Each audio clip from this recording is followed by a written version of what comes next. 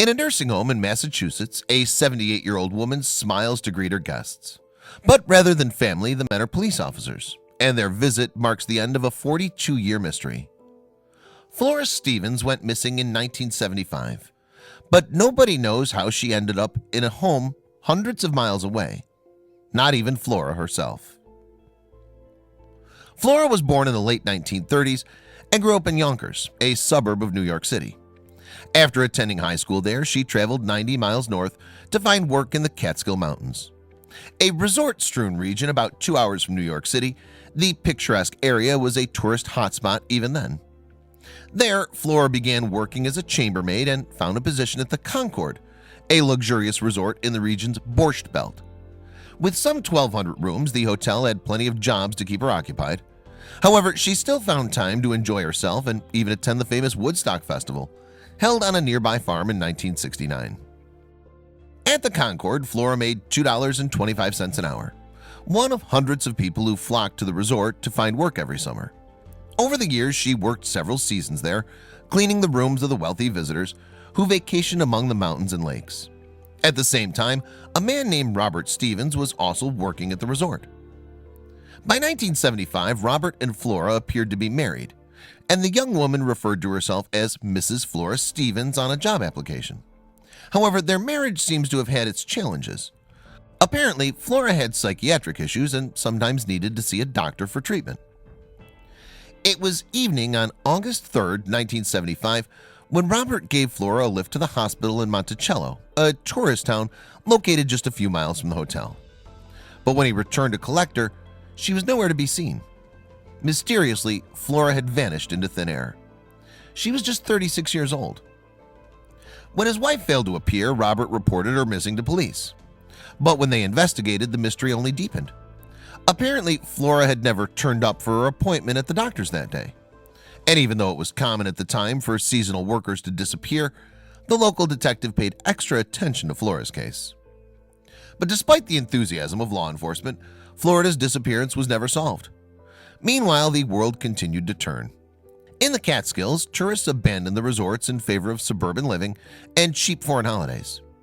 By the 1980s, the Concord had been forced to reinvent itself as a boxing venue to make ends meet. Then in 1985, Robert passed away, without ever learning what had happened to his wife. The Concord closed its doors for good 13 years later. But as the years ticked by, the mystery of Flora's whereabouts refused to be solved. Had something awful befallen her?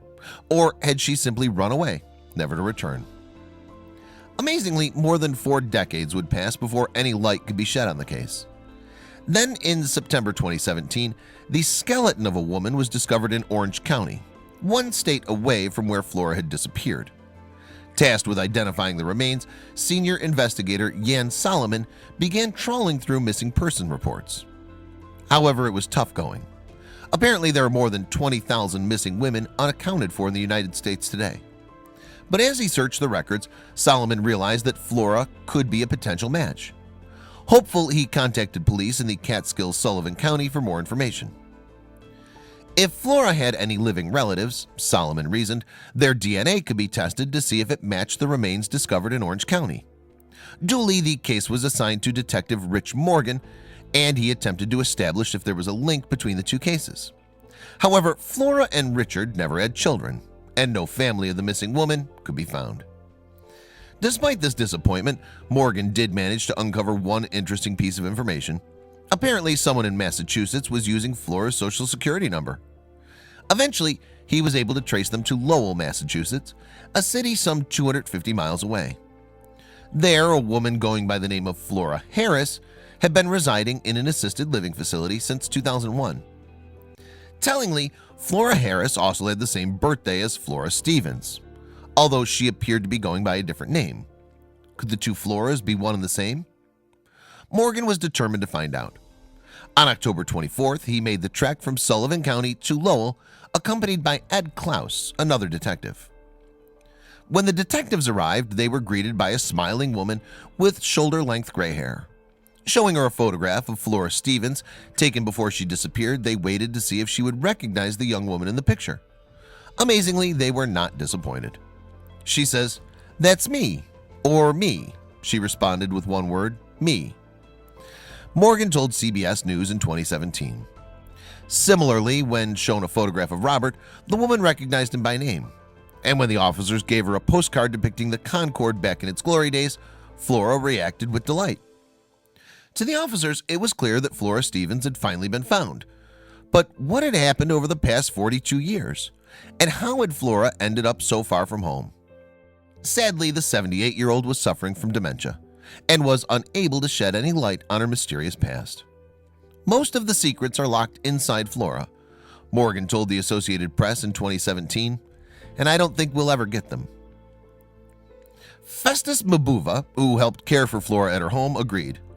To be honest, I don't think she ever really wanted to be found, he said.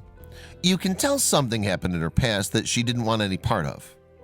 And although no one can know for sure, Mabuva claims that Flora told him her marriage had been an abusive one. Morgan also suspects that Flora might have planned her disappearance from the start. She had just been paid, probably had a weekend full of tips in her pocket, he noted. Additionally, Morgan pointed out that a bus station was located not far from where Robert had dropped Flora off that day. Even with further investigation, the details of Flora's life since her disappearance remain sparse. Apparently, she'd spent time in a New Hampshire nursing home and had medical records going back 30 years. But beyond that, the trail went cold. And even though Morgan has finally been able to close a 42-year-old case, the details of Flora's decades spent adrift will likely go with her to the grave.